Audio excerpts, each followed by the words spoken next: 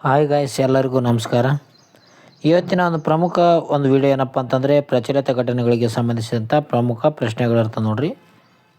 ಜೊತೆಗೆ ಅದರ ಒಂದು ವಿಶ್ಲೇಷಣೆ ಇರ್ತದೆ, ಜೊತೆಗೆ ಸ್ಟ್ಯಾಟಿಕ್ ಜಿಕೆ ಕೂಡ ಲಿಂಕ್ ಇರ್ತದೆ. ತಪ್ಪದೇ ಈ ಒಂದು ವಿಡಿಯೋನ ಕೊನೆವರೆಗೂ ನೋಡಿ ಸ್ನೇಹಿತರೆ. ಯಾಕಪ್ಪ ಅಂತಂದರೆ ಪರೀಕ್ಷೆಯಲ್ಲಿ ಪ್ರಚಲಿತ ಘಟನೆ ಬಗ್ಗೆ ಕ್ವಶನ್ ಕೇಳ್ತಾರೆ ನೋಡ್ರಿ. ಯಾವ ರೀತಿಯಾಗಿ ಪ್ರಚಲಿತ ಘಟನೆ ಇದೆ ಅಂತ ನಿಮ್ಗೆ ಗೊತ್ತಾಗುತ್ತೆ. ಮೊದಲನೇದಾಗಿ ಪ್ರಶ್ನೆ ಬಂದಿದೆ ನೋಡಿ. ಪ್ರಶ್ನೆ ನೋಡೋದಾದರೆ, ಇತ್ತೀಚೆಗೆ ಭಾರತವು ಯಾವ ಆಸಿಯಾನ್ ದೇಶದೊಂದಿಗೆ ಬ್ರಹ್ಮೋಸ್ ಕ್ಷಿಪಣಿಯ ಒಪ್ಪಂದವನ್ನು ಮಾಡಿಕೊಂಡಿದೆ ಅಂತ ಕೊಟ್ಟಿದ್ದಾರೆ. ಭಾರತ ದೇಶ ಈ ಒಂದು ಬ್ರಹ್ಮೋಸ್ ಕ್ಷಿಪಣಿಯ ಒಂದು ಒಪ್ಪಂದವನ್ನು ಯಾವ ದೇಶದೊಂದಿಗೆ ಮಾಡಿಕೊಂಡಿದೆ ಅಂತ ಕೊಟ್ಟಿದ್ದಾರೆ ನೋಡ್ರಿ. ಇದಕ್ಕೆ ಸರಿಯಾದ ಉತ್ತರ ಯಾವುದಪ್ಪ ಅಂತಂದರೆ ಆಪ್ಷನ್ಸ್ ಬಿ, ವಿಯೆಟ್ನಾಂ ದೇಶದೊಂದಿಗೆ ಈ ಒಂದು ಭಾರತ ದೇಶ ಬ್ರಹ್ಮೋಸ್ ಕ್ಷಿಪಣಿಯ ಒಂದು ಒಪ್ಪಂದವನ್ನು ಮಾಡಿಕೊಂಡಿದೆ ನೋಡ್ರಿ. ಮೊದಲನೇ ದೇಶ ಫಿಲಿಪೈನ್ ದೇಶ ಆಗಿತ್ತು. ಬ್ರಹ್ಮೋಸ್ ಖರೀದಿಯನ್ನು ಮಾಡಿಕೊಂಡಿರುವಂಥ ಮೊದಲ ದೇಶ ಫಿಲಿಪೈನ್ಸ್. ಈಗ ಎರಡನೇ ಒಂದು ದೇಶ ಆಗಿ ವಿಯೆಟ್ನಾಂ ಆಗಿದೆ ನೋಡಿ. ಓಕೆ, ಇದರ ಬಗ್ಗೆ ಮಾಹಿತಿ ನೋಡೋದಾದರೆ ಫಿಲಿಪೈನ್ಸ್ ನಂತರ ಬ್ರಹ್ಮೋಸ್ ಖರೀದಿಸುವಂಥ ಎರಡನೇ ಆಸಿಯಾನ್ ರಾಷ್ಟ್ರ ಯಾವುದಾಗಿದೆಪ್ಪ ಅಂತಂದ್ರೆ ಅದು ವಿಯೆಟ್ನಾಂ ಆಗಿದೆ ನೋಡಿ. ಎರಡನೇ ಆಸಿಯಾನ್ ರಾಷ್ಟ್ರ ಆಗಿದೆ ನೋಡಿರಿ.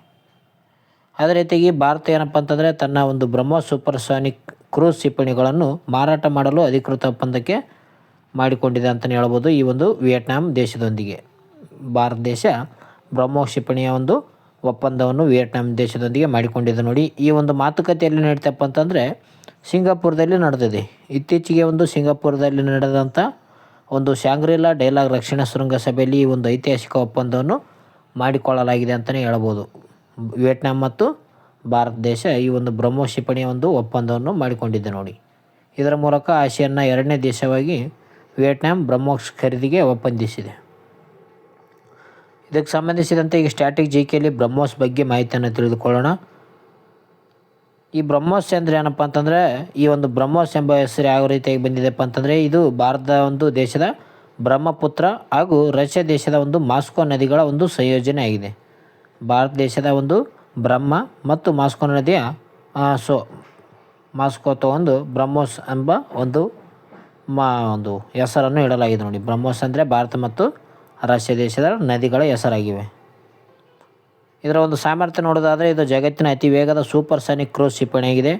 ಶಬ್ದದ ವೇಗಕ್ಕಿಂತ 3 ಪಟ್ಟು ಏನಪ್ಪ ಅಂತಂದರೆ ವೇಗವಾಗಿ ಇದು ಚಲಿಸ್ತದೆ. ಶಬ್ದದ ವೇಗಕ್ಕಿಂತ 3 ಪಟ್ಟು ವೇಗದಲ್ಲಿ ಇದು ಚಲಿಸ್ತದೆ ನೋಡ್ರಿ. ಇದರ ಸಹಯೋಗ ನೋಡೋದಾದರೆ ಇದನ್ನು ಭಾರತ ರಕ್ಷಣಾ ಸಂಶೋಧನೆ ಮತ್ತು ಅಭಿವೃದ್ಧಿ ಸಂಸ್ಥೆ, ಅದೇ ರೀತಿಯಾಗಿ ರಷ್ಯಾ ದೇಶದ NPO ಜಂಟಿಯಾಗಿ ಇದನ್ನು ಅಭಿವೃದ್ಧಿಪಡಿಸಿದ್ದೇವೆ. ಅಂದರೆ ಭಾರತ ದೇಶದ DRDO ಮತ್ತು ರಷ್ಯಾ ದೇಶದ NPO ಏನಪ್ಪ ಅಂತಂದರೆ ಇವೆರಡು ಸಂಸ್ಥೆಗಳು ಈ ಒಂದು ಬ್ರಹ್ಮೋಸ್ ಕ್ಷಿಪಣಿಯನ್ನು ತಯಾರು ಮಾಡಿವೆ ನೋಡಿ. ಓಕೆ, ಈ ರೀತಿಯಾದಂಥ ಒಂದು ಮಾಹಿತಿಯನ್ನು ಸ್ನೇಹಿತರೆ ಇದೆ, ತುಂಬ ಉಪಯುಕ್ತ ಆದಂಥ ಮಾಹಿತಿ, ಕೊನೆವರೆಗೂ ನೋಡಿ. ಓಕೆ, ಎರಡನೇ ಪ್ರಶ್ನೆ ಬಂದಿದೆ ನೋಡಿ. ಎರಡನೇ ಒಂದು ನ್ಯೂಸ್ ಅಂತ ಹೇಳ್ತೀವಿ. ಎರಡನೇ ಒಂದು ನ್ಯೂಸು ಪ್ರಶ್ನೆ, ಆಡಳಿತಾತ್ಮಕ ಸೇವೆಗಳಿಗಾಗಿ ಸಾರಾಂಶ ಎಂಬ ಒಂದು ಕೃತಕ ಬುದ್ಧಿಮತ್ತೆ ಪ್ಲಾಟ್ಫಾರ್ಮನ್ನು ಪರಿಚಯಿಸಿದಂಥ ದೇಶದ ಮೊದಲ ರಾಜ್ಯ ಎಂಬ ಯಾವುದಂತ ಕೊಟ್ಟಿದ್ದಾರೆ. ಸಾರಾಂಶ ಎಂಬ ಒಂದು ಸಾರಾಂಶ ಎಂಬುದು AI ಇದನ್ನು ಪರಿಚಯಿಸಿದಂಥ ಮೊದಲ ರಾಜ್ಯ ಯಾವುದಂತ ಕೊಟ್ಟಿದ್ದಾರೆ ಇಲ್ಲಿ. ಇದಕ್ಕೆ ಸರಿಯಾದ ಉತ್ತರ ನೋಡೋದಾದರೆ ನಮ್ಮ ಕರ್ನಾಟಕ ನೋಡಿರಿ. ಆಪ್ಷನ್ ಸಿ ಸರಿಯಾದ ಉತ್ತರ ಇದೆ. ನಮ್ಮ ಕರ್ನಾಟಕ ರಾಜ್ಯ ಏನಪ್ಪ ಅಂತಂದರೆ ಈ ಒಂದು ಸಾರಾಂಶ ಎಂಬ ಒಂದು AI ಆರ್ಟಿಫಿಷಿಯಲ್ ಇಂಟೆಲಿಜೆನ್ಸ್ ಎಂಬ ಒಂದು AI ಪರಿಚಯ ನೀಡಿದೆ ನೋಡಿ. ಓಕೆ, ಕರ್ನಾಟಕ ಸರಿಯಾದ ಉತ್ತರ ಆಗಿದೆ ನೋಡಿ.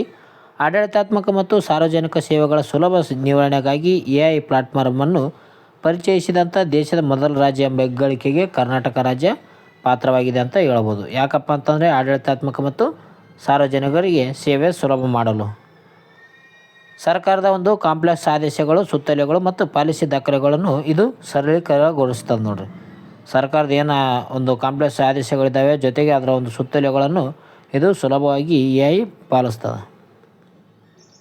ಸಾರ್ವಜನಿಕರಿಗೆ ಮತ್ತು ಅಧಿಕಾರಿಗಳಿಗೆ ಸುಲಭ ಅರ್ಥವಾಗುವಂತೆ ಮಾಹಿತಿಯನ್ನು ಕೂಡ ಇದು ತ್ವರಿತವಾಗಿ ನೀಡುತ್ತದೆ ನೋಡಿರಿ. ಅಂದರೆ ಸಾರ್ವಜನಿಕ ಅಧಿಕಾರಿಗಳಿಗೆ ಸುಲಭ ಆಗೋ ಸಲುವಾಗಿ ಏನಪ್ಪ ಅಂತಂದರೆ ಸಾರಾಂಶ ಎಂಬ ಒಂದು ಪ್ಲಾಟ್ಫಾರ್ಮನ್ನು ಅಭಿವೃದ್ಧಿಪಡಿಸಿದ್ದಾರೆ. ಸಾರಾಂಶ ಎಂಬ ಒಂದು AI ಆರ್ಟಿಫಿಷಿಯಲ್ ಇಂಟೆಲಿಜೆನ್ಸ್ ಅಂತ ನೋಡಿರಿ, ಅದರ ಒಂದು AI ತಯಾರು ಮಾಡಿದ್ದಾರೆ. ಇದನ್ನು ಜಾರಿ ಮಾಡಿದಂಥ ರಾಜ್ಯ ಯಾವುದಪ್ಪ ಅಂತಂದರೆ ನಮ್ಮ ಒಂದು ಪ್ರೀತಿಯ ಕರ್ನಾಟಕ ಅಂತ ಹೇಳ್ತೀವಿ. ಕರ್ನಾಟಕ ರಾಜ್ಯ. ಇದೊಂದು ಸ್ಟ್ಯಾಟಿಕ್ ಜಿಕೆಯಲ್ಲಿ AI ಬಗ್ಗೆ ಮಾಹಿತಿಯನ್ನು ಪಡೆದುಕೊಳ್ಳೋಣ. ಎ ಬಗ್ಗೆ ನೋಡೋದಾದರೆ ಅಮೆರಿಕ ದೇಶದ ಒಂದು ಕಂಪ್ಯೂಟರ್ ವಿಜ್ಞಾನಿ ಆಗಿರುವಂಥ ಜಾನ್ ಮೆಕಾರ್ತಿ ಅವರನ್ನು ಏನಪ್ಪ ಅಂತಂದರೆ ಕೃತಕ ಬುದ್ಧಿಮತ್ತೆಯ ಪಿತಾಮಹ ಎಂದು ಕರಿತಾರೆ ನೋಡ್ರಿ. ಎನ ಒಂದು ಪಿತಾಮಹ ಅಂತ ಯಾರನ್ನು ಕರಿತಾರಪ್ಪ ಅಂತಂದರೆ ಜಾನ್ ಮೆಕಾರ್ತಿ. ಈತ ಅಮೆರಿಕ ದೇಶದ ಕಂಪ್ಯೂಟರ್ ವಿಜ್ಞಾನಿ ಆಗಿದ್ದಾರೆ ನೋಡ್ರಿ. ಇಂಡಿಯಾ AI ಮಿಷನ್ ಬಗ್ಗೆ ನೋಡೋದಾದರೆ ಇಲ್ಲಿ ತಂತ್ರಜ್ಞಾನದಲ್ಲಿ ಸ್ವಾವಲಂಬನೆ ಸಾಧಿಸಲು ಭಾರತ ಸರ್ಕಾರ ಏನಪ್ಪ ಅಂತಂದರೆ ಇದನ್ನು ಇತ್ತೀಚೆಗೆ 371 ಕೋಟಿ ರೂಪಾಯಿಗಳ ಬಜೆಟ್ನೊಂದಿಗೆ ಇಂಡಿಯಾ AI ಮಿಷನನ್ನು ಪ್ರಾರಂಭ ಮಾಡಲಾಗಿದೆ. ಇಂಡಿಯಾ AI ಮಿಷನನ್ನು ಪ್ರಾರಂಭ ಮಾಡಲಾಗಿದೆ. ಅದು 10,371 ಕೋಟಿ ರೂಪಾಯಿ ಮೂಲಕ. ಓಕೆ, ಇದರಿಂದ ಉಪಯೋಗ ಏನಪ್ಪ ಅಂತಂದರೆ ಶಿಕ್ಷಣದಲ್ಲಿ ಉಪಯೋಗ ಇದೆ, ಆರೋಗ್ಯದಲ್ಲಿ, ಕೃಷಿ ಮತ್ತು ಆಡಳಿತದ ಒಂದು ಸೇವೆಗಳು ಸೇರಿದಂತೆ ಎಲ್ಲ ಒಂದು ಕ್ಷೇತ್ರದಲ್ಲಿ ಏನಪ್ಪ ಅಂತಂದರೆ ಇದು AI ಬಳಕೆ ಮಾಡ್ಬೋದಾಗಿದೆ ನೋಡಿ. ಇದರಿಂದ ಸುಲಭವಾಗಿ ನಾವು ಎಲ್ಲ ರೀತಿಯಾದಂಥ ಸೌಲಭ್ಯವನ್ನು ಪಡಿಬಹುದಾಗಿದೆ. ಶಿಕ್ಷಣದಲ್ಲಿ, ಆರೋಗ್ಯದಲ್ಲಿ, ಕೃಷಿಯಲ್ಲಿ, ಓಕೆ, ಆಡಳಿತ ಒಂದು ಸೇರಿದಂತೆ ಎಲ್ಲ ಒಂದು ಕ್ಷೇತ್ರದಲ್ಲಿ ಇದರ ಒಂದು ಉಪಯೋಗ ಭಾಳ ಇದೆ ಅಂತಲೇ ಹೇಳ್ಬೋದು. ಓಕೆ, ನೆಕ್ಸ್ಟ್ ಇತ್ತೀಚೆಗೆ ಸುದ್ದಿಯಲ್ಲಿದ್ದ ಮಿಷನ್ ಕ್ವೀನ್ ಪೈನಾಪಲ್ ಯೋಜನೆ ಯಾವ ರಾಜ್ಯಕ್ಕೆ ಸಂಬಂಧಿಸಿದೆ ಅಂತ ಕೊಟ್ಟಿದ್ದಾರೆ. ಮಿಷನ್ ಕ್ವೀನ್ ಪೈನಾಪಲ್ ಅಂತ ನೋಡಿ, ಮಿಷನ್ ಕ್ವೀನ್ ಪೈನಾಪಲ್ ಯಾವ ರಾಜ್ಯಕ್ಕೆ ಸಂಬಂಧಿಸಿದೆ ಅಂತ ಇಲ್ಲಿ ಪ್ರಶ್ನೆ ಕೊಡಲಾಗಿದೆ.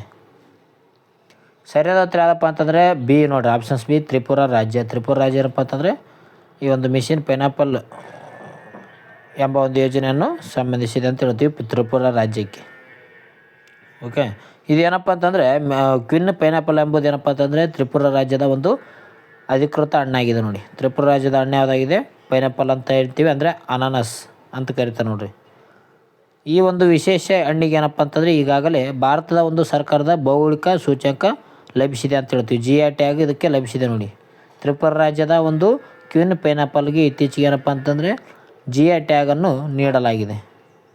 ಇದನ್ನು ಜಾಗತಿಕ ಬ್ರ್ಯಾಂಡ್ ಮಾಡಲು ಮತ್ತು ರೈತರ ಆದಾಯ ಹೆಚ್ಚಿಸಲು ಕೇಂದ್ರ ಮತ್ತು ತ್ರಿಪುರಾ ಸರ್ಕಾರ ಸೇರಿ ಮಿಷನ್ ಕ್ವೀನ್ ಪೈನಾಪಲ್ ಎಂಬ ಒಂದು ಯೋಜನೆಯನ್ನು ಪ್ರಾರಂಭಿಸಿವೆ ಅಂತ ಹೇಳ್ಬೋದು. ಮಿಷನ್ ಕ್ವೀನ್ ಪೈನಾಪಲ್ ಇದು ತ್ರಿಪುರಾ ರಾಜ್ಯಕ್ಕೆ ಸಂಬಂಧಿಸಿದೆ. ಇದಕ್ಕೆ GI ಟ್ಯಾಗ್ ಕೂಡ ಸಿಕ್ಕಿದೆ ನೋಡಿ. ಓಕೆ, ಇಲ್ಲಿ ಸ್ಟ್ಯಾಟಿಕ್ GKಯಲ್ಲಿ GI ಟ್ಯಾಗ್ ಬಗ್ಗೆ ಮಾಹಿತಿಯನ್ನು ನೋಡಿಕೊಳ್ಳೋಣ. GI ಟ್ಯಾಗ್ ಬಗ್ಗೆ ನೋಡೋದಾದರೆ ಭೌಗೋಳಿಕ ಸೂಚ್ಯಂಕ ಕಾಯ್ದೆಯನ್ನು 1999ರಲ್ಲಿ ಜಾರಿಗೆ ತರಲಾಗ್ತದೆ. ಓಕೆ, ಇದನ್ನು 2003ರಿಂದ ಕಾರ್ಯರೂಪ ಮಾಡೋದು ಪ್ರಾರಂಭಿಸ್ತಾರೆ. ಅಂದರೆ ಜಿಯೋಗ್ರಾಫಿಕಲ್ ಇಂಡಿಗೇಷನ್ಸ್ ಓಕೆ ಆ್ಯಕ್ಟ್ 1999ರಲ್ಲಿ ಏನು ಮಾಡ್ತಾರೆ ಅಂದರೆ ಇದನ್ನು ಜಾರಿಗೆ ಮಾಡ್ತಾರೆ. 2003ರಿಂದ ಇದನ್ನು ಕಾರ್ಯರೂಪ ಮಾಡ್ತಾರೆ ನೋಡ್ರಿ. ಭಾರತದ ಮೊದಲ ಒಂದು GI ಟ್ಯಾಗ್ ಪಡೆದಂಥ ಉತ್ಪನ್ನ ಯಾವುದಪ್ಪ ಅಂತಂದರೆ ಅದು ಪಶ್ಚಿಮ ಬಂಗಾಳದ ಒಂದು ಡಾರ್ಜಿಲಿಂಗ್ ಟೀ.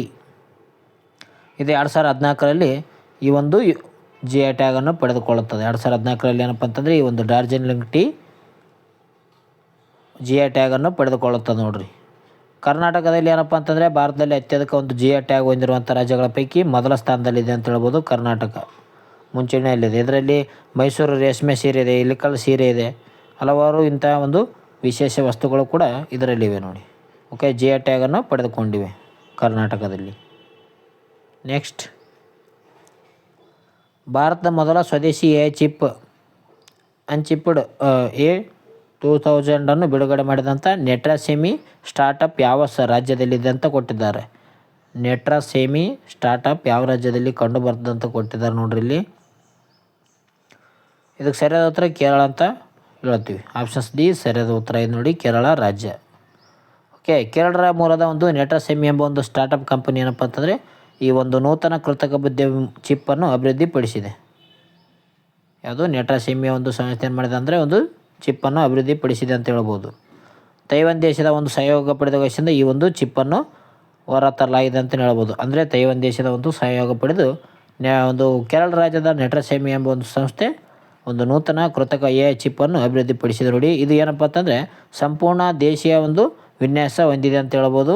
ಭಾರತದ ತಂತ್ರಜ್ಞಾನ ವಲಯದಲ್ಲಿ ಪ್ರಮುಖ ಮೈಲಾಗಿಲ್ಲಿ ಅದೇ ರೀತಿ AI ತೆಗೆದಿದೆ. ಯಾವುದು? ಕೇರಳ ರಾಜ್ಯ ತೈವಾನ್ ಜೊತೆ ಸೇರಿ ಈ ಒಂದು ಮಾಡಿದೆ ನೋಡಿ ಕೆಲಸ. GI ಟ್ಯಾಗ್ನಲ್ಲಿ ಸೆಮಿ ಕಂಡಕ್ಟರ್ ಬಗ್ಗೆ ತಿಳಿದುಕೊಳ್ಳೋಣ. ಇಲ್ಲಿ ಮೂಲ ವಸ್ತುಗಳು ನೋಡೋದಾದರೆ ಸೆಮಿ ಕಂಡಕ್ಟರ್ ತಯಾರಿಕೆಯಲ್ಲಿ ಪ್ರಮುಖವಾಗಿ ಸಿಲಿಕಾನ್ ಮತ್ತು ಜೆರ್ಮೇನಿಯಮನ್ನು ಬಳಕೆ ಮಾಡಲಾಗುತ್ತೆ ನೋಡಿರಿ.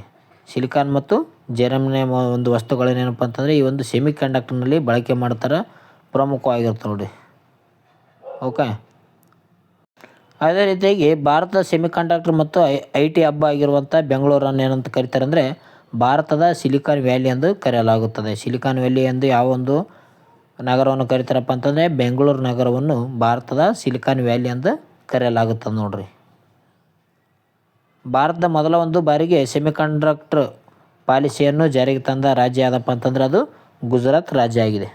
ಸೆಮಿಕಂಡಕ್ಟರ್ ಪಾಲಿಸಿಯನ್ನು ಜಾರಿಗೆ ತಂದಂಥ ರಾಜ್ಯ ಯಾವುದಪ್ಪ ಅಂತಂದ್ರೆ ಅದು ಗುಜರಾತ್ ರಾಜ್ಯ ಆಗಿದೆ ನೋಡಿರಿ. ಮೊದಲ ಒಂದು ಭಾರತದ ರಾಜ್ಯ ಸೆಮಿಕಂಡಕ್ಟರ್. ಓಕೆ, ಇದರ ಮೂಲ ವಸ್ತು ಯಾವುದು? ಸಿಲಿಕಾನ್ ಮತ್ತು ಜೆರೇನಿಯಮನ್ನು ಬಳಕೆ ಮಾಡ್ತಾರೆ. ಸಿಲಿಕಾನ್ ವ್ಯಾಲಿ ಎಂಬುದು ಯಾವುದಪ್ಪ ಅಂತಂದರೆ ನಮ್ಮ ಒಂದು ಬೆಂಗಳೂರು ಆಗಿದೆ ನೋಡಿ. ಇವು ಏನಪ್ಪ ಅಂತಂದರೆ ಸ್ಟ್ಯಾಟಿಕ್ GK. ನೆಕ್ಸ್ಟ್,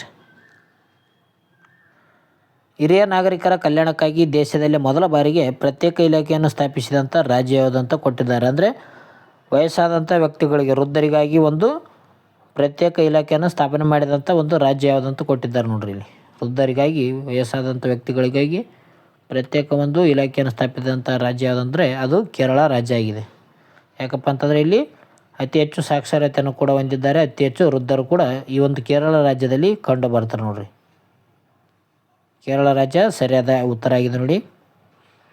ಹಿರಿಯರ ನಾಗರಿಕರ ಸಮಸ್ಯೆಗಳಿಗೆ ಸ್ಪಂದಿಸಲು ಏನಪ್ಪ ಅಂತಂದರೆ ಡಿಪಾರ್ಟ್ಮೆಂಟ್ ಆಫ್ ಸೀನಿಯರ್ ಒಂದು ಸಿಟಿಜನ್ ವೆಲ್ಫೇರನ್ನು ಕೇರಳ ಸರ್ಕಾರ ಸ್ಥಾಪಿಸಿದೆ ಅಂತ ಹೇಳ್ತೀವಿ ನಾವು. ಓಕೆ, ಭಾರತದಲ್ಲಿ ಅತಿ ಹೆಚ್ಚು ವಯಸ್ಸಾದಂಥ ಜನಸಂಖ್ಯೆಯನ್ನು ಹೊಂದಿರುವಂಥ ರಾಜ್ಯ ಯಾವುದಪ್ಪ ಅಂತಂದ್ರೆ ಅದು ಕೇರಳ ರಾಜ್ಯವಾಗಿದೆ ನೋಡಿ. ಹಿರಿಯರ ಆರೈಕೆಯಲ್ಲಿ ವಿಶ್ವದಲ್ಲೇ ಮುಂಚೂಣಿಯಲ್ಲಿರುವಂಥ ಜಪಾನ್ ದೇಶದ ಒಂದು ಮಾದರಿಯನ್ನು ಕೇರಳ ರಾಜ್ಯ ಅನುಸರಣೆ ಮಾಡ್ತಾಯಿದೆ. ಓಕೆ, ಅತಿ ಹೆಚ್ಚು ಜನ ಒಂದು ವಯಸ್ಸಾದಂಥ ವ್ಯಕ್ತಿಯಲ್ಲಿ ಒಂದು ಯಾವ ಒಂದು ದೇಶದಲ್ಲಿ ಕಂಡು ಬರ್ತಾರೆ ಅಂದರೆ ಅದು ಜಪಾನ್ ದೇಶದಲ್ಲಿ ಕಂಡು ಬರ್ತಾರೆ. ಅವರ ಒಂದು ಮಾದರಿಯನ್ನು ಇಟ್ಕೊಂಡು ಈಗೇನಪ್ಪ ಅಂತಂದರೆ ಕೇರಳ ರಾಜ್ಯ ಕೂಡ ಇದನ್ನು ಅನುಸರಣೆ ಮಾಡ್ತಾಯಿದೆ. ಅದಕ್ಕಾಗಿ ಈ ಒಂದು department of senior citizen welfare ಎಂಬ ಒಂದು ಕೇರಳ ಸರ್ಕಾರ ಇದೊಂದು ಸ್ಥಾಪಿಸಿದೆ ನೋಡಿ.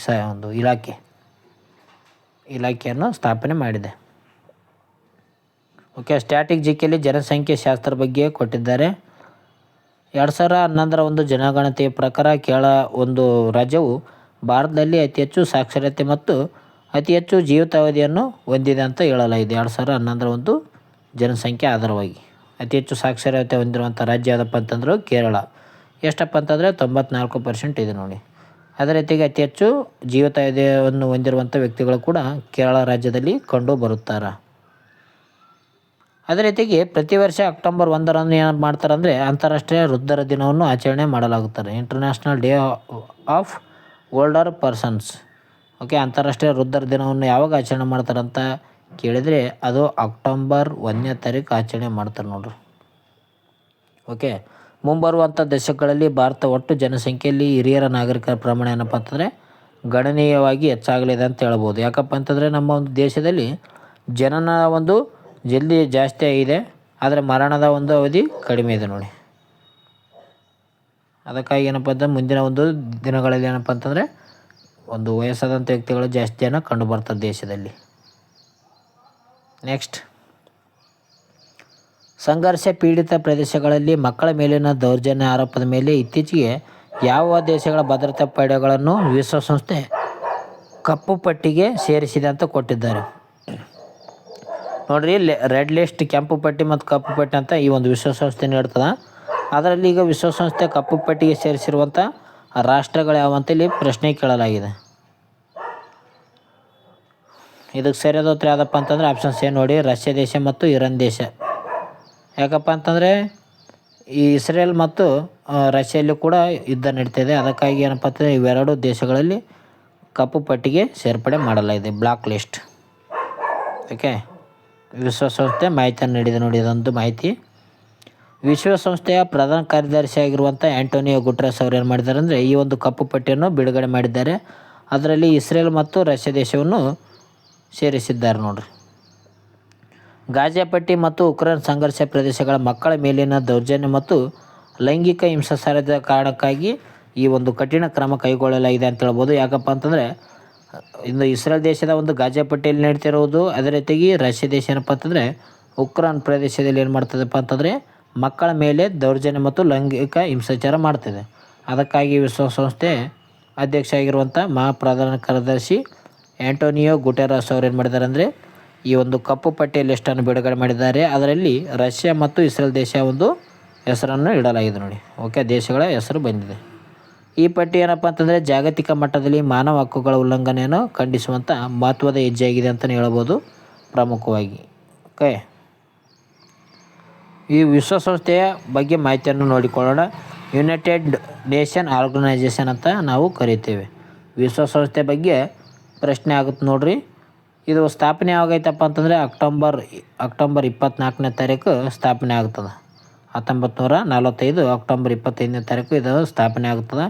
ಇದರ ಒಂದು ಪ್ರಧಾನ ಕೇಂದ್ರ ಕಚೇರಿಯಲ್ಲಿ ಕಂಡು ಬರ್ತದಪ್ಪ ಅಂತಂದರೆ ಅಮೆರಿಕ ದೇಶದ ನ್ಯೂಯಾರ್ಕ್ನಲ್ಲಿ ಇದರ ಒಂದು ಪ್ರಧಾನ ಕೇಂದ್ರ ಕಚೇರಿ ಕಂಡು ಬರ್ತದೆ ನೋಡ್ರಿ. ಈ ಒಂದು ವಿಶ್ವಸಂಸ್ಥೆಯ ಭದ್ರತಾ ಮಂಡಳಿಯಲ್ಲಿ 5 ಕಾಯಂ ರಾಷ್ಟ್ರಗಳಿದ್ದಾವೆ, ಪ್ಲಸ್ 10 ಏನಪ್ಪ ಅಂತಂದರೆ ತಾತ್ಕಾಲಿಕ ಸದಸ್ಯ ರಾಷ್ಟ್ರಗಳಿದ್ದಾವೆ. ಟೋಟಲಾಗಿ 15 ರಾಷ್ಟ್ರಗಳು ಈ ಒಂದು ವಿಶ್ವಸಂಸ್ಥೆಯ ಕಾರ್ಯ ನೋಡ್ತಾವೆ. ಓಕೆ, ಅದರಲ್ಲಿ 5 ಕಾಯಂ ರಾಷ್ಟ್ರಗಳಿರ್ತವೆ. ವೀಟೋ ಪವರನ್ನು ಹೊಂದಿರುವಂಥ ರಾಷ್ಟ್ರಗಳು 5, ಉಳಿದಂಥ ಒಂದು ತಾತ್ಕಾಲಿಕ ರಾಷ್ಟ್ರಗಳು 10 ಆಗಿರ್ತವೆ ನೋಡ್ರಿ. ಟೋಟಲಾಗಿ 15 ರಾಷ್ಟ್ರಗಳು ಏನಪ್ಪ ಅಂತಂದರೆ ಇರ್ತವೆ ಈ ವಿಶ್ವಸಂಸ್ಥೆ. ಇದರಲ್ಲಿ 5 ಕಾಯಂ ರಾಷ್ಟ್ರಗಳಿದ್ದಾವೆ. ಹಾಗಾದರೆ ಆ ಒಂದು 5 ಕಾಯಂ ರಾಷ್ಟ್ರಗಳು ಯಾವಂತ ನೀವು ಕಮೆಂಟ್ ಮಾಡ್ಕ ತಿಳಿಸಿ. ಕಮೆಂಟ್ ಮಾಡಿ ಸ್ನೇಹಿತರೆ, ಯಾವ 5 ಕಾಯಂ ರಾಷ್ಟ್ರಗಳಂತ, ವೀಟೋ ಪವರನ್ನು ಹೊಂದಿರುವಂಥ 5 ರಾಷ್ಟ್ರಗಳು ಯಾವಂತ ಕಮೆಂಟ್ ಮಾಡಿ. ಓಕೆ, ಪ್ರಸ್ತುತ ಒಂದು ವಿಶ್ವಸಂಸ್ಥೆಯ ಪ್ರಧಾನ ಕಾರ್ಯದರ್ಶಿ ಯಾರಿದ್ದಾರಪ್ಪ ಅಂತಂದರೆ ಅದು ಆ್ಯಂಟೋನಿಯೋ ಗುಟೆರಸ್ ಅವರು ಇದ್ದಾರೆ ನೋಡ್ರಿ. ಆ್ಯಂಟೋನಿಯೋ ಗುಟೆರಸ್ ಇವರು ಏನಪ್ಪ ಅಂತಂದರೆ ಪೋರ್ಚುಗಲ್ನ ವ್ಯಕ್ತಿಯಾಗಿದ್ದಾರೆ ಅಂತ ಹೇಳ್ಬೋದು. ಪೋರ್ಚುಗೀಸ್ನ ಒಂದು ದೇಶದ ವ್ಯಕ್ತಿಯಾಗಿದ್ದಾರೆ ಆ್ಯಂಟೋನಿಯೋ ಗುಟೆರಸ್. ನೆಕ್ಸ್ಟ್ 2026 ಒಂದು ಅಂತಾರಾಷ್ಟ್ರೀಯ ಯೋಗ ದಿನದ ಮುಖ್ಯ ರಾಷ್ಟ್ರೀಯ ಕಾರ್ಯಕ್ರಮ ಮತ್ತು ಭಾರತದ ಯಾವ ನಗರದಲ್ಲಿ ನಡೆದಿದೆ ಅಂತ ಕೊಟ್ಟಿದ್ದಾರೆ. ಅಂದರೆ 2026 ವಿಶ್ವ ಒಂದು ಯೋಗ ದಿನವನ್ನು ಯಾವ ನಗರದಲ್ಲಿ ಆಯೋಜನೆ ಮಾಡ್ತಾಯಿದ್ದಾರೆ ಅಂತ ಪ್ರಶ್ನೆ ಆಗಿದೆ ನೋಡಿ ಇಲ್ಲಿ. ಓಕೆ, 2026 ಯೋಗ ದಿನಾಚರಣೆಯನ್ನು ಯಾವ ನಗರದಲ್ಲಿ ನಡೆಸುತ್ತಾರೆ? ಇದಕ್ಕೆ ಸರಿಯಾದ ಉತ್ತರ ನೋಡೋಣ. ಕಲ್ಕತ್ತಾ ನೋಡ್ರಿ, ಆಪ್ಷನ್ಸ್ ಬಿ ಸರಿಯಾದ ಉತ್ತರ ಇದೆ. ಕಲ್ಕತ್ತಾ ಒಂದು ದೇಶದಲ್ಲಿ ಕಲ್ಕತ್ತಾ ರಾಜ್ಯದಲ್ಲಿ ಏನಪ್ಪ ಅಂತಂದರೆ ಈ ಒಂದು ಅಂತಾರಾಷ್ಟ್ರೀಯ ಯೋಗ ದಿನಾಚರಣೆಯನ್ನು ನಡೆಸಲಾಗುತ್ತದೆ. 2026 ಒಂದು ಯೋಗ ದಿನಾಚರಣೆ ಎಲ್ಲಿ ನಡೀತಿದೆಪ್ಪ ಅಂತಂದರೆ ಕಲ್ಕತ್ತಾ ನಗರದಲ್ಲಿ. ಓಕೆ, ಪಶ್ಚಿಮ ಬಂಗಾಳದ ಒಂದು ರಾಜಧಾನಿ ಆಗಿರುವಂಥ ಕಲ್ಕತ್ತಾದಲ್ಲಿ ಏನಪ್ಪ ಅಂತಂದರೆ 2026 ಯೋಗ ದಿನದ ಒಂದು ಪ್ರಮುಖ ರಾಷ್ಟ್ರೀಯ ಕಾರ್ಯಕ್ರಮ ಆಯೋಜನೆ ಮಾಡಲಾಗಿದೆ ನೋಡಿ. ಈ ಒಂದು 2026 ಪ್ರಮುಖ ಒಂದು ಯೋಗ ದಿನದ ಧ್ಯೇಯವಾಕ್ಯ ಯಾವುದಪ್ಪ ಅಂತಂದರೆ ಯೋಗ ಫಾರ್ ಹೆಲ್ತ್ ಹ್ಯಾಂಗಿಂಗ್ ಅಂತ ಇದೆ ನೋಡಿ. ಹೆಲ್ತ್ಲಿ ಹ್ಯಾಂಗಿಂಗ್, ಯೋಗ ಫಾರ್ ಹೆಲ್ತ್ಲಿ ಹ್ಯಾಂಗಿಂಗ್, ಆರೋಗ್ಯಕರ ವೃದ್ಧಾಪ್ಯದ ಕಡೆಗೆ ಯೋಗ ಎಂಬ ಒಂದು ಧ್ಯೇಯವಾಕ್ಯ ಇದೆ. ಇದು ನೋಟ್ ಮಾಡ್ಕೊಳ್ಳಿ ಸ್ನೇಹಿತರೆ. ನೀವು ನೋಡ್ತಾ ಇದ್ದೀರಪ್ಪ ಅಂತಂದರೆ ನೋಟ್ ಮಾಡ್ಕೊಳ್ರಿ. ಇದು ಇಂಪಾರ್ಟೆಂಟ್ ಆದ. ಯೋಗ ದಿನ ಆಚರಣೆ ಯಾವಾಗ ಮಾಡ್ತಾರೆ ಅಂತ ಕೇಳ್ತಾರೆ. ಯೋಗ ದಿನದ ಥೀಮ್ ಕೂಡ ಕೇಳ್ತಾರೆ. ಯೋಗ ಫಾರ್ ಹೆಲ್ತ್ಲಿ ಹ್ಯಾಂಗಿಂಗ್, ಆರೋಗ್ಯಕರ ವೃದ್ಧಾಪ್ಯದ ಕಡೆಗೆ ಯೋಗ ಎಂಬುದು ಕೇಳ್ತಾರೆ ನೋಡ್ರಿ. ಇದು ದೈಹಿಕ ಮತ್ತು ಮಾನಸಿಕ ಆರೋಗ್ಯದ ಮೇಲೆ ಯೋಗದ ಒಂದು ಸಕಾರಾತ್ಮಕ ಪರಿಣಾಮವನ್ನು ಸಾರುತ್ತದೆ ಅಂತಲೇ ಹೇಳ್ತೀವಿ. ಓಕೆ, ಯೋಗ ದಿನಾಚರಣೆ ಯಾವಾಗ ಮಾಡ್ತಾರೆ? ಜೂನ್ 21ನೇ ತಾರೀಕು ವಿಶ್ವ ಯೋಗ ದಿನವನ್ನು ಆಚರಣೆ ಮಾಡ್ತಾರೆ. ಈ 2026 ಧ್ಯೇಯವಾಕ್ಯ ಮತ್ತು ನಗರ ಕೇಳ್ತಾರೆ. ಕಲ್ಕತ್ತಾದಲ್ಲಿ ನಡೆಯಲಿದೆ. ಯೋಗ ಫಾರ್ ಹೆಲ್ತ್ಲಿ ಹ್ಯಾಂಗಿಂಗ್ ಎಂಬುದು 2026 ಒಂದು ಥೀಮ್ ಆಗಿದೆ ನೋಡಿ. ಇಷ್ಟು ಗೊತ್ತಿರಬೇಕಾಗ್ತದೆ. ಯೋಗ ದಿನದ ಬಗ್ಗೆ ಸ್ಟ್ರಾಟಜಿಕಲ್ಲಿ ನೋಡಿಕೊಳ್ಳೋಣ. ಪ್ರತಿ ವರ್ಷ ಜೂನ್ 21ರಂದು ಏನು ಮಾಡ್ತಾರೆ ಅಂದರೆ ಅಂತಾರಾಷ್ಟ್ರೀಯ ಯೋಗ ದಿನಾಚರಣೆಯನ್ನು ವಿಶ್ವದಾದ್ಯಂತ ಆಚರಣೆ ಮಾಡಲಾಗುತ್ತದೆ. ಜೂನ್ 21. ಓಕೆ, ಇದನ್ನು ಹಿನ್ನೆಲೆ ನೋಡೋದಾದರೆ 2014ರಲ್ಲಿ ಏನು ಮಾಡ್ತಾರೆ ಅಂದರೆ ವಿಶ್ವಸಂಸ್ಥೆಯ ಒಂದು ಸಾಮಾನ್ಯ ಸಭೆಯಲ್ಲಿ ಭಾರತದ ಪ್ರಧಾನಿಯಾಗಿರುವಂಥ ನರೇಂದ್ರ ಮೋದಿಯವರು ಈ ಒಂದು ಯೋಗ ದಿನಾಚರಣೆಯ ಒಂದು ಪ್ರಸ್ತಾಪನೆ ಮಾಡ್ತಾರೆ. ನಾವೇನು ಮಾಡೋಣ ಅಂದರೆ ಪ್ರತಿ ವರ್ಷ ಯೋಗ ದಿನಾಚರಣೆ ಮಾಡಬೇಕಂತ ಪ್ರಧಾನಿ ನರೇಂದ್ರ ಮೋದಿ 2014ರಲ್ಲಿ ಒಂದು ಸಾಮಾನ್ಯ ಸಭೆಯಲ್ಲಿ ಪ್ರಸ್ತಾಪನೆ ನೀಡ್ತಾರೆ. ಇದನ್ನು 2015ರಿಂದ ಜಾರಿ ಮಾಡಲಾಗುತ್ತೆ ನೋಡ್ರಿ. 2015ರಿಂದ ಇದನ್ನು ಜಾರಿ ಮಾಡ್ತಾರೆ. ಓಕೆ, ಜಗತ್ತಿನಾದ್ಯಂತ ಮೊದಲ ಒಂದು ಬಾರಿಗೆ ಏನಪ್ಪ ಅಂತಂದರೆ 2015 ಜೂನ್ 21ರಂದು ಅಂತಾರಾಷ್ಟ್ರೀಯ ಯೋಗ ದಿನವನ್ನು ಅದ್ದೂರಿಯಾಗಿ ಆಚರಣೆ ಮಾಡಲು ಪ್ರಾರಂಭ ಮಾಡ್ತಾರೆ. 2015ರಿಂದ ಇದು ಪ್ರಾರಂಭ ಆಗ್ತದೆ. 2014ಕ್ಕೆ ಇದರ ಒಂದು ಯೋಗ ದಿನ ಮಾಡ್ಬೇಕಂತ ಪ್ರಸ್ತಾಪವನ್ನು ನೀಡಲಾಗಿರ್ತದೆ ಒಂದು ಸಾಮಾನ್ಯ ಸಭೆಯಲ್ಲಿ ನೋಡಿ. ಯೋಗ ದಿನವನ್ನು ಯಾವಾಗ ಆಚರಣೆ ಮಾಡ್ತಾರಪ್ಪ ಅಂತಂದರೆ ಜೂನ್ 21. ನೆಕ್ಸ್ಟ್ ಕೊನೆಯದಾಗಿ ಒನ್ಲೈನರ್ಸ್ ಇದೆ ನೋಡ್ರಿ. ವಿಶ್ವದ ಅತಿ ದೊಡ್ಡ ಯುರೇನಿಯಂ ಉತ್ಪಾದಕ ದೇಶ ಆಗಿರುವಂಥ ಕಜಕಿಸ್ತಾನ್ ಏನಪ್ಪ ಅಂತಂದರೆ ತನ್ನ ಮೊದಲ ಪರಮಾಣು ವಿದ್ಯುತ್ ಸ್ಥಾವರವನ್ನು ರಷ್ಯಾದ ನೆರವಿನೊಂದಿಗೆ ನಿರ್ಮಿಸುತ್ತಿದೆ ಅಂತ ಕೊಟ್ಟಿದ್ದಾರೆ. ಕಜಕಿಸ್ತಾನ್ ದೇಶ ಏನು ಮಾಡ್ತಪ್ಪ ಅಂತಂದರೆ ಈ ಒಂದು ಮೊದಲ ಪರಮಾಣು ವಿದ್ಯುತ್ ಸ್ಥಾವರವನ್ನು ಏನಪ್ಪ ಅಂತಂದರೆ ರಷ್ಯಾದ ಒಂದು ದೇಶದ ನೆರವಿನೊಂದಿಗೆ ನಿರ್ಮಾಣ ಮಾಡ್ತಾಯಿದೆ ನೋಡಿ. ಇದು ವಿಶ್ವದ ಅತಿ ದೊಡ್ಡ ಯುರೇನಿಯಂ ಉತ್ಪಾದಕ ರಾಷ್ಟ್ರ ಯಾವುದು ಅಂತ ಕೇಳಿದ್ರು ಕೂಡ ಅದು ಕಜಕಿಸ್ತಾನ್ ಆಗಿದೆ ನೋಡಿ. ನಂತರ ನೋಡೋಣ, ಉರ್ದು ಭಾಷೆಯ ಒಂದು ಗಜಲ್ ಕವಿತೆಗಳ ಹೆಸರುವಾಸಿಯಾಗಿದ್ದ ಪ್ರಸಿದ್ಧ ಪದ್ಮಶ್ರೀ ಪುರಸ್ಕೃತರಾಗಿರುವಂಥ ಕವಿ ಅಥವಾ ಡಾಕ್ಟರ್ ಬಶೀರ್ ಬದ್ರ್ ಅವರು ಏನಪ್ಪ ಅಂತಂದರೆ ಇತ್ತೀಚೆಗೆ ನಿಧನವನ್ನು ಹೊಂದಿದ್ದಾರೆ. ಕವಿ ಬಶೀರ್ ಬದ್ರ್ ಅವರು ಏನಪ್ಪ ಅಂತಂದರೆ ಇತ್ತೀಚೆಗೆ ನಿಧನ ಹೊಂದಿದ್ದಾರೆ. ನಿಧನರಾದರ ಬಗ್ಗೆ ಕೂಡ ಪ್ರಶ್ನೆ ಕೇಳಬಹುದು. ಇವರು ಕವಿತೆಗಳ ಹೆಸರುವಾಸಿ ಮತ್ತು ಗಜಲ್ ಎಂಬ ಒಂದು ಉರ್ದು ಭಾಷೆಯ ಗಜಲ್ ಪಡೆದಿದ್ದಾರೆ ನೋಡ್ರಿ. State of Indian digital economy ವರದಿಯ ಪ್ರಕಾರ ಜಾಗತಿಕ ಆರ್ಟಿಫಿಷಿಯಲ್ ಇಂಟೆಲಿಜೆನ್ಸ್ ಕಾರ್ಯಕ್ಷಮತೆಯಲ್ಲಿ ಭಾರತ ಏನಪ್ಪ ಅಂತಂದರೆ 4ನೇ ಸ್ಥಾನ ಪಡೆದುಕೊಂಡಿದೆ. ಎ ಶ್ರೇಯಾಂಕದಲ್ಲಿ ಏನಪ್ಪ ಅಂತಂದರೆ ಭಾರತ ದೇಶ 4ನೇ ಸ್ಥಾನವನ್ನು ಪಡೆದುಕೊಂಡಿದೆ ನೋಡಿ. ಡಿಜಿಟಲ್ ಎಕನಾಮಿಕ್ ಬಗ್ಗೆ ಇದೆ, ಅದ್ರ ಬಗ್ಗೆ ನೋಡೋದಾದರೆ ಜಾಗತಿಕ ಡಿಜಿಟಲ್ ಆರ್ಥಿಕತೆಯಲ್ಲಿ ಭಾರತ ಏನಪ್ಪ ಅಂತಂದರೆ 5ನೇ ಸ್ಥಾನವನ್ನು ಪಡೆದುಕೊಂಡಿದೆ ಅಂತ ಹೇಳ್ತೀವಿ. 5ನೇ ಸ್ಥಾನವನ್ನು ಪಡೆದುಕೊಂಡಿದೆ ನೋಡಿ ನಮ್ಮ ಭಾರತ ದೇಶ ಡಿಜಿಟಲ್ ಎಕನಾಮಿ ಪ್ರಕಾರ. ಓಕೆ, ಇವೇನಪ್ಪ ಅಂದರೆ ಪ್ರಮುಖ ಪ್ರಚಲಿತ ಘಟನೆಗೆ ಸಂಬಂಧಿಸಿದಂಥ ಪ್ರಮುಖ ಮಾಹಿತಿಯಾಗಿತ್ತು. ಈ ವಿಡಿಯೋ ಇಷ್ಟ ಆಗಿತ್ತಪ್ಪ ಅಂದರೆ ಬೇಗನೆ ಲೈಕ್ ಬಟನ್ನ ಪ್ರೆಸ್ ಮಾಡಿ, ನಮ್ಮ ಚಾನಲ್ಗೆ ಹೊಸಬರಾದರೆ ಬೇಗನೆ ಸಬ್ಸ್ಕ್ರೈಬ್ ಮಾಡಿಕೊಳ್ಳ್ರಿ. ಇಲ್ಲಿ ಪ್ರಚಲಿತ ಘಟನೆಗೆ ಸಂಬಂಧಿಸಿದಂಥ ಮಾಹಿತಿಯನ್ನು ಕೊಟ್ಟಿದ್ದೆ ನೋಡಿರಿ. ಓಕೆ, ಇಷ್ಟ ಆಗಿತ್ತಂದರೆ ಲೈಕ್ ಮಾಡಿ, ಶೇರ್ ಮಾಡಿ, ಸಬ್ಸ್ಕ್ರೈಬ್ ಮಾಡಿ. ನಿಮ್ಮ ಸ್ನೇಹಿತರು ಕೂಡ ಶೇರ್ ಮಾಡಿ ಸ್ನೇಹಿತರೆ. ಈ ಒಂದು ಮಾಹಿತಿಯಿಂದ ಏನಪ್ಪ ಅಂತಂದರೆ ನೀವು ಓದಿದ್ದು ಕೂಡ ರಿವಿಷನ್ ಆದಂಗೆ ಆಯಿತು, ಜೊತೆಗೆ ಎಕ್ಸ್ಟ್ರಾ ಇನ್ಫಾರ್ಮೇಷನನ್ನು ಕೂಡ ನೀವು ಪಡೆದುಕೊಂಡಿದ್ರಿ. ಯಾವ ರೀತಿಯಾಗಿ ಇದೆಯಪ್ಪ ಅಂತಂದರೆ ನೋಡಿ, ಇಲ್ಲಿ ನಾವು ನ್ಯೂಸಲ್ಲಿ ಏನು ಕೊಟ್ಟಿದ್ದಾರೆ ಅದರ ಮೇಲೆ ಒಂದು ಕ್ವಶನ್ ಇದೆ. ಓಕೆ, ಒಂದು ಕ್ವಶನ್ ಇದೆ. ಆ ಒಂದು ಕ್ವಶನ್ ಪ್ರಕಾರ ಅದಕ್ಕೆ ಉತ್ತರ ಮತ್ತು ವಿಶ್ಲೇಷಣೆಯನ್ನು ಕೂಡ ಇದರಲ್ಲಿ ನೀಡಲಾಗಿದೆ. ಓಕೆ, ಉತ್ತರ ಮತ್ತು ವಿಶ್ಲೇಷಣೆ ನೀಡಿದ್ದೀವಿ. ಕೊನೆಗೆ ಅದಕ್ಕೆ ಸಂಬಂಧಿಸಿದಂಥ ಒಂದು ಸ್ಟ್ಯಾಟಿಕ್ GK ಪರೀಕ್ಷೆಯಲ್ಲಿ ಏನು ಕೇಳಬಹುದಪ್ಪ, ಈ ಯೋಗ ದಿನದ ಬಗ್ಗೆ ಕೊಟ್ಟಿದ್ದಾರೆ ಅಂದರೆ ಯೋಗ ದಿನದ ಕೇಳ್ತಾರೆ. ಇದರ ಬಗ್ಗೆ ಮಾಹಿತಿಯನ್ನು ಇಲ್ಲಿ ಹೇಳಲಾಗಿದೆ ನೋಡಿ. ಓಕೆ, ಜೂನ್ 21ರಂದು ಯೋಗ ದಿನವನ್ನು ಆಚರಣೆ ಮಾಡ್ತಾರೆ ಪ್ರತಿ ವರ್ಷ. ಈ ರೀತಿಯಾದಂಥ ಇದರನ್ನೆಲ್ಲ ಕೊಟ್ಟಿದ್ದಾರೆ. ಮೊದಲ ಆಚರಣೆ ಕೂಡ ನೀಡಲಾಗಿದೆ. ಈ ರೀತಿಯ ಮಾಹಿತಿಯನ್ನು ನಾವು ಒಂದು ಯೂಟ್ಯೂಬ್ ಚಾನಲಲ್ಲಿ ಕೊಡ್ತಾಯಿದ್ದೀವಿ ಸ್ನೇಹಿತರೆ. ತಪ್ಪದೇ ಓದಿಕೊಳ್ಳೋರು ಏನಪ್ಪ ಅಂತಂದರೆ ತಪ್ಪದೇ ಈ ಒಂದು ಮಾಹಿತಿಯನ್ನು ನೋಡಿ ದಿನನಿತ್ಯ. ಓಕೆ, ನೆಕ್ಸ್ಟ್ ಸಾಯಂಕಾಲ ಬೇರೆ ಒಂದು ವಿಡಿಯೋ ಬರುತ್ತೆ, ಅದನ್ನು ಕೂಡ ನೋಡಿಕೊಳ್ಳಿ. ಮುಂದಿನ ಒಂದು ವಿಡಿಯೋದಲ್ಲಿ ಸಿಗೋಣ. ಟೇಕ್ ಕೇರ್, ಬಾಯ್ ಎಲ್ಲರಿಗೂ.